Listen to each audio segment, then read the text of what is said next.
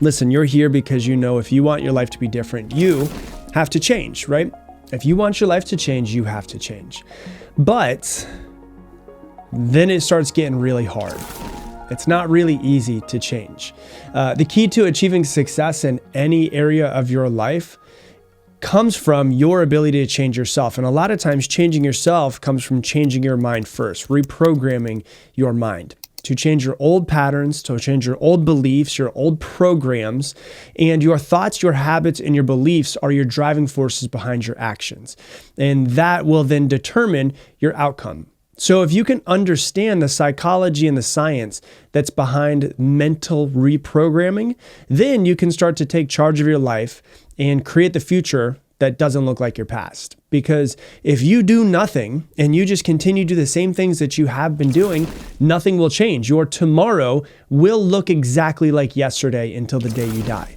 And so in this episode, we're going to really talk about how to reprogram your mind to kind of get anything that you want.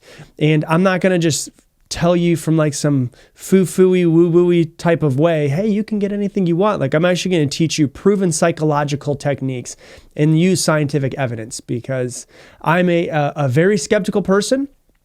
If you're listening to this podcast, you probably are the type of person that's like that as well. And so that's probably why you're attracted to this podcast, because you're probably very skeptical, but also wanting to improve yourself. And so we're probably both skeptics. And so I'm going to show you through science and through psychology how to actually start reprogramming your brain. So the first thing that I want to talk about before I teach you how to do it is you have to really understand what it is that we're trying to change. You have to understand your mind. Before we dive into the process of reprogramming, you got to understand how the mind works, right? And so the mind consists basically of two parts when you break it down. There's the conscious mind and there's the subconscious mind. The conscious mind is responsible for just day-to-day thoughts, decisions, actions in the moment. And the subconscious mind really stores a lot of memories. It stores beliefs, it stores habits, and it kind of works very automatically. And it's, below the mind, which is why they call it the subconscious mind. Let's dive into the conscious mind first. The conscious mind is our thinking mind. It is the mind that you know that exists, that thinks throughout the day. It's the voice that you hear inside of your head. Oh man, I should go get the kids before I, go ahead and do this. Oh yeah, well that's your conscious mind. That's your thinking mind. It's where we process information. It's where we make decisions, where we talk to ourselves. But the crazy part about the conscious mind is that it accounts for roughly about 5% of our cognitive activities throughout the day. And so it's very limited. And it's just basically like, okay, tell me what to do and I'll do it. Okay, tell me what to do and I'll do it. And so you might ask yourself, like, how is it only responsible for 5%? I know all of the thoughts that I'm thinking throughout the day. Well, no, you don't. You know all of the conscious thoughts. And so this is why we can often really struggle when we are trying to change ourselves and we're trying to change our habits and we're trying to change our thought patterns, is we are only mostly aware of our conscious mind. And our conscious mind can only handle so much at once. And we normally do not slow down enough to analyze our subconscious. Most people keep so busy that they don't slow down enough and sit in silence and just shut up for a little while so that they can actually start to analyze their subconscious mind, to analyze their patterns that they have that are happening below the surface. If you want real change, you can't just do it with the conscious mind. You have to dive into the subconscious.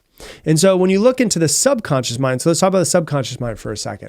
So the subconscious mind is responsible for approximately 95% of our mental activities. It operates automatically. It stores memories, it stores your beliefs, it stores your habits, and you usually operate off of those things. Sometimes it'll just be an immediate action. To when the stove is on, to avoid it with your hand. You don't have to consciously think, I don't want to put my hand on the stove. No, your brain knows that. You've been burned before in different ways. You know to avoid that. But the most important thing that it's responsible for is for regulating your emotions and also carrying out the majority of your daily tasks, because they found that psychologists have found that approximately 50% of what we do is basically on autopilot. Like we're not really paying attention. If you've ever driven home from work and you were going to stop and get some milk, and then you get home and you're like, oh my God, I didn't even stop and get milk. And you're like, wait, I don't even really remember driving home. Yeah, because your subconscious mind, your autopilot was working. And so our subconscious has a massive, massive impact on our lives. And very rarely do people actually dive in and try to focus on it. And so it's really important for us to focus on reprogramming this part of our mind if we want lasting change, because that's where our habits, that's where our beliefs are all stored. And so you have to understand that there's throughout the day, millions of bits of processing happening every second in your mind below your conscious thought of, hey, maybe I should go and pick up coffee on the way to work. Right? That's your conscious mind. But below that, there's millions of bits of processing happening every single second below that conscious mind. Below conscious, subconscious, that's what it means. So if you're not paying attention to it, you usually don't even notice the subconscious. And sometimes your brain will, say for instance, react to a person or a location or a smell, and you didn't even notice it happen until after it happens. And you're like, oh my God, I didn't even notice that I just did that. Your subconscious reacts. And then a lot of times your mind, your conscious mind, catches up. A lot of times it's an immediate thing. It's an immediate thought, automatic thoughts, automatic feelings. And then your mind, your conscious mind is like, oh, okay, I see what we just did. Like if I tell you right now, focus on your right thumb, your brain was processing your right thumb this entire time I've been speaking. But it was filtering it out so that you could be listening to me, so that you could think of something else, so that you could be driving your car. It wasn't thinking about your right thumb. But when I tell you right now, hey, think about your right thumb, you can go from subconsciously processing, your brain is processing your right thumb at all points in time, it's just filtering it out, to now you can actually start to pay attention to it. And so really what you have to understand is the mind. So before we start to change our mind, we've got to understand the conscious, we've got to understand the subconscious. Once again, subconscious is 95% of our processing throughout the day. That's 19 times stronger than the 5% conscious mind. And so you've got to start to understand it to change your brain. Now, a lot of people, if you're just newer in self-development, are going to be like, but I've been this way my entire life. I just am this way. Well, you can change yourself at any moment. You can change your brain at any moment. And there's a science behind it. It's called neuroplasticity. Neuroscience has proven that our brains are not hardwired forever. The phrase, you can't teach an old dog new tricks, is you can teach an old dog new tricks. It might take longer because it's an old dog and an old brain, but anyone can learn and change themselves at any moment. So we have to understand that. And so the changing of your brain and the adaptation of your brain is known as neuroplasticity. It is super important. I have an entire chapter of it in my book, Level Up. It's chapter 11, where I literally dive into neuroplasticity and how to actually change your brain. And when you change your brain, it means that your brain can form new connections and reorganize existing ones. And so what that does is that allows you to learn new skills. It allows you to change your habits. It allows you to change your limiting beliefs, anything that might be existing. And so like if you're a negative person, like I used to be a very, very negative person, and I hated it. I was very pessimistic. I could find the holes in anything. And I just didn't like being that person. And for a long time, it was just very easy for me to be negative. Something would pop up. I was just I would be negative, whatever it was. And I consciously had to take years of trying to change it, trying to reprogram myself, trying to change it. And it's really hard for me to be pessimistic at this point. It's hard for me to not try to find a silver lining in something, no matter what it is that happens. And so it doesn't happen right away, but it allows you to be able to change, because in neuroscience, the most famous phrase in neuroscience is neurons that fire together, wire together. Your neurons just send electrical signals between each other. And so when they say fire together, that means send electrical signals to each other. So there's parts of your brain that are quote unquote the negative alleys that are just very easy for your brain to go down that alley. And so you might not really have much of a positive alley for your brain to go down. But if you start working on it and trying to find the good and trying to find the good and trying to find the good and stop paying attention to the negative, it'll actually weaken the signal between the negative neurons, quote unquote negative neurons, and start strengthening the signal between the positive neurons, which over time, doing it over and over and over again, repetition is a very key part to what we're going to be talking about here today. If you do it over and over and over again, it makes the actual quote unquote positive neurons, the positive alleyways, much stronger than the negative ones over time. So you might be sitting there and say, so Rob, we can change our brains through neuroplasticity. If we can change our brains through neuroplasticity, can we like rewire our brains for success, or rewire our brains for happiness, or rewire our brains to feel more love or more gratitude? Absolutely. You sure can. And we just need to be very clear on what's happening in our brain at all points in time. We need to become very aware. And so we need to be clear on what thoughts are going on in our heads, what behaviors we have, what habits we have that we need to change in order to eventually change our lives. And so a lot of times, most people are just kind of living their lives unaware. They're kind of just walking zombies. They're not aware and consciously in their self as much as they could be. And so as you start to bring this awareness, you start to notice things about yourself that you can change over time. But if we consistently practice these new patterns, our brains will eventually adopt them and they will become the new norm. And so there's really three parts to this before we go into the repatterning and exactly how to do it. But there's three simple parts that I always talk about, right? The first thing is the awareness, right? Number one, what do you want to change about yourself? And what do you want those new things to be? So you've got to become aware. You know what? I'm negative as hell.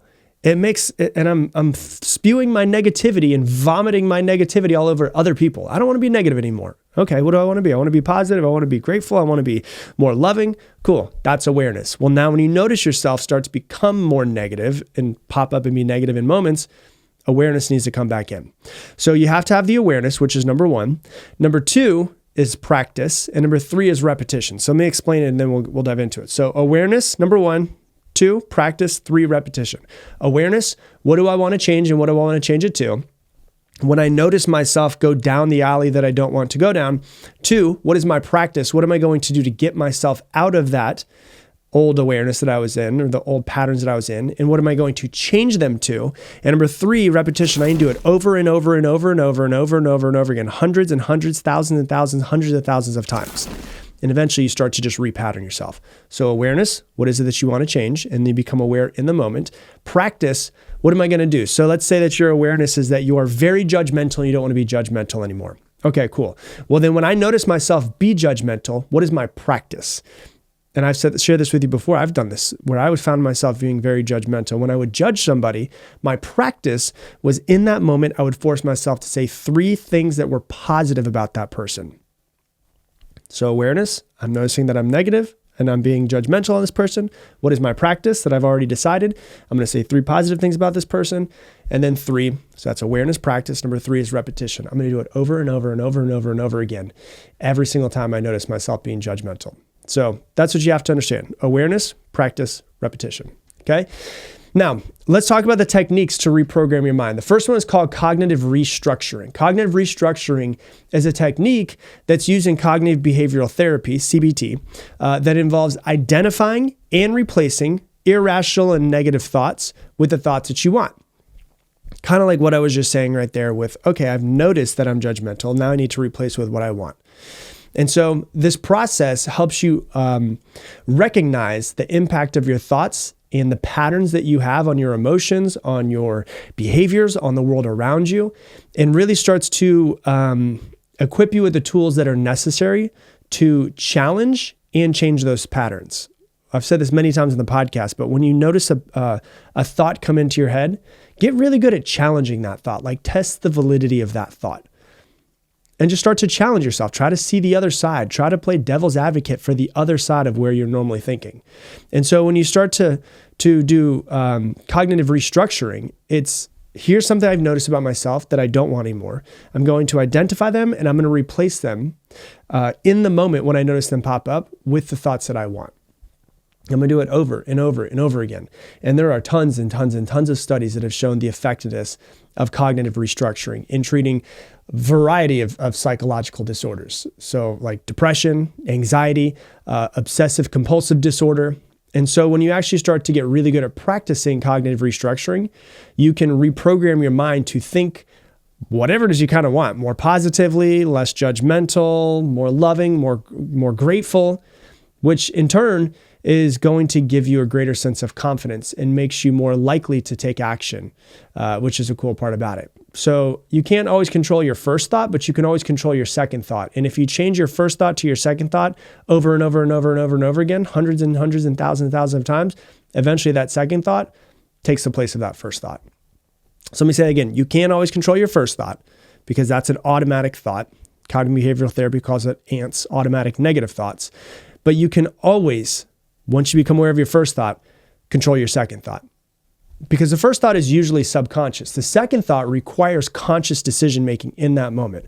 So like some people I've talked to before in coaching, they're like, I f everything up. I always screw things up, right? And you start to feel down on yourself when you think that. Well, take a step out of your own head, look at yourself and say, is that thought of I'm fuck everything up, is that thought going to support me in doing what I want to? Is it going to support me in growing my business to $1 million this month? No. Okay, replace it with 3 pieces of data that show that you're not a failure. Okay, let me take a step back. And once again, this is awareness and this is practice. It takes a little bit longer. This is why most people don't do it. Okay, I've noticed that I had this thought of I f everything up. That's not going to help me get to where I want to in life. I need to replace that thought, that first thought, with 3 pieces of data that show that I'm not a failure. Okay, number 1, I graduated in the top 20 of my high school. Okay, cool, good for you. What's the second thing? I had a goal of losing 20 pounds last year and I did it. Awesome. I am a incredible father. Okay, perfect. You're doing great. There you go. That's cognitive restructuring. You identify the bad thoughts when they come up and then you replace them. If you want, imagine your mind being a garden. You're the only one that can be tending to this garden.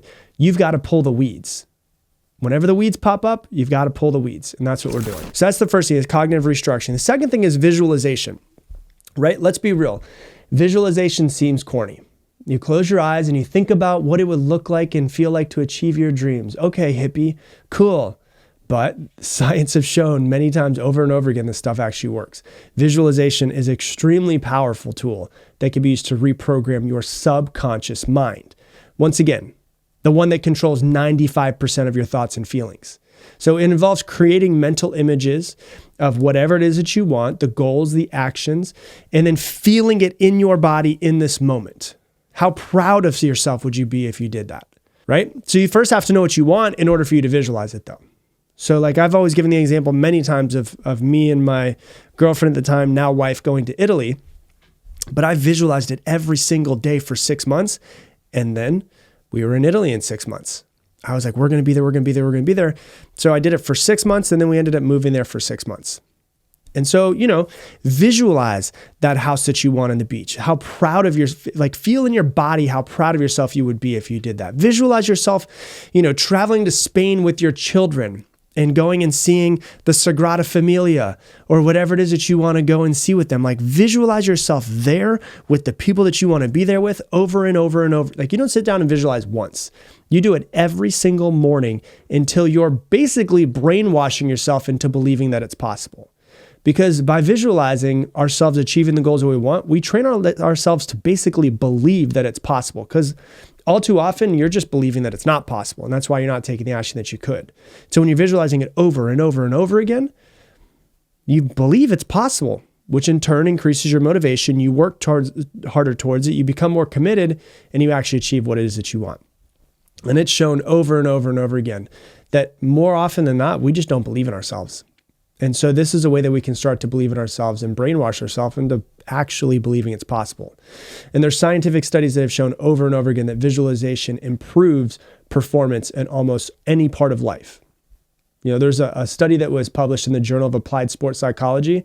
They found that athletes who practice visualization experience significant improvements in their performance. And so like participants used imagery as a pre-performance routine. And those that actually used it showed the greatest improvement in this case was golfing performance. And so they had them visualize making the putt over and over and over again. And then they went out and the people who had the greatest improvement were the ones who visualized making the putt.